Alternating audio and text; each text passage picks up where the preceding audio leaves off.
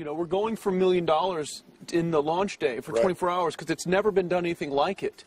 And so we wrote on the board exactly how many sales were needed to reach the goal. So you broke it down. Yeah, and every hour I'd report to my dad, and he'd ask for the update, and he was so proud managing the whiteboard, changing the number of how many more were to go. Cool. But yeah, it's interesting that that $1 million day really changed a lot of people's mindsets. You know, people have compared it to like the 4-minute mile. Right. But Roger Bannister ran that 4-minute mile by rehearsing it in his head. He could never get his body to move that fast. So in his mind, he saw it over and over and over again until he got this little sense of certainty and kicked it over the edge. But it was like a huge mindset shift in people to make that happen.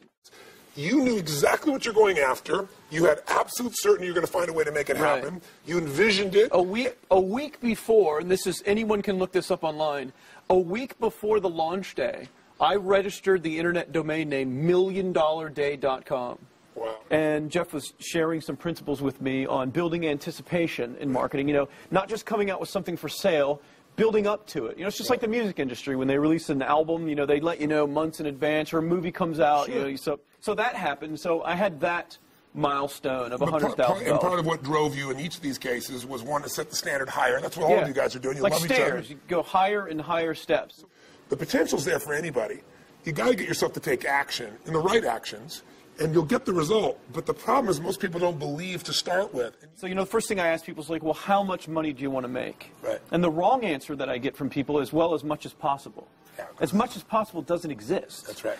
You can reverse engineer any number. If you want to make $10 million a week, there's a plan for that. That's right. But I tell everybody, but you have to start with making $1 first. What's holding them back is thinking they have to do 100,000 in a minute, or 1 million, or 10,000, or some big number. What they really have to do is just first show themselves that they can make some money. And so it starts with the smallest amount of progress. Any progress at all is worth gold compared to no progress. And so that's the challenge for people, is you can believe that. You can believe the $1 million day today. Well, I want to thank you for sharing this, because it reminds people that if somebody has already, taken the path and made it possible, it's not something that's never been done. Your ability to get there can happen so much more rapidly. But you got to start with the first increment and not be embarrassed by that or think like it doesn't matter. I always tell people, one thing equals happiness: progress.